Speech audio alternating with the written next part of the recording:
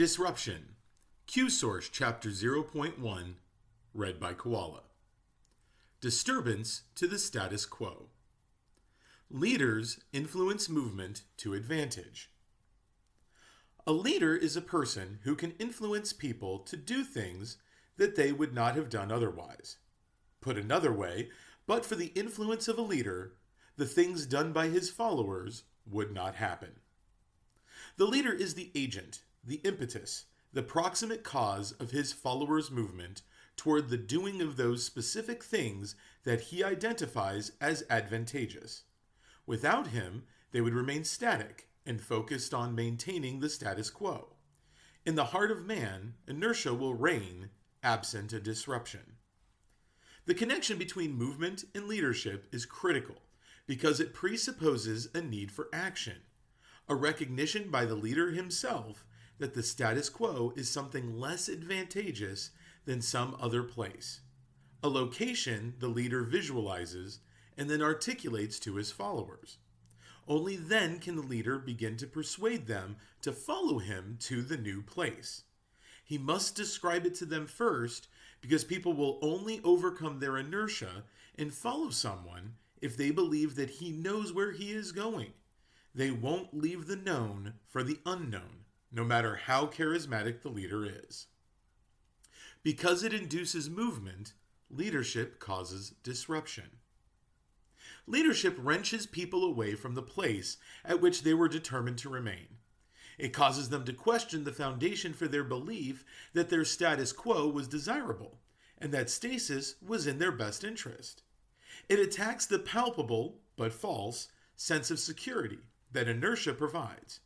Like the agitator in a washing machine, leadership dislodges things long embedded in people's emotional fabric, things that are impure and do not belong there, but to which they had become accustomed, like a ketchup stain on their favorite shirt.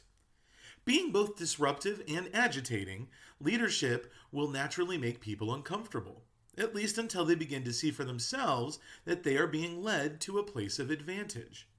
If a man calls himself a leader but does not cause disruption by initiating movement, he is not practicing leadership. He might be doing something else, like managing or governing, but he is not leading.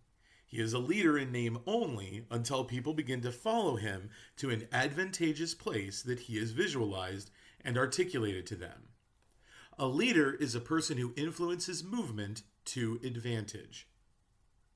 A great leader's legacy is built on love. The degree to which a leader is able to influence movement is dependent upon his level of skill. People will follow a leader when he is in the room. People will continue to follow a good leader when he has left the room. But only a great leader is able to influence movement to advantage even after he has died. That is a legacy leader. And he is a rare breed who leaves a legacy that is built upon love. All great leaders aspire to leave a legacy. Leadership is a difficult skill to master, requiring desire, commitment, and love. Having paid for that skill with blood, sweat, and tears, great leaders have the natural inclination to pass on what they have learned and to be remembered for it. This yearning is what creates their legacy. It comes from the leader's love for his followers and his sincere desire to see them obtain advantage. A great leader accelerates throughout his life. He views leadership as a craft that must be honed through continual study and application, in the way that a lawyer or doctor practices his profession from the standpoint of service to his client or patient.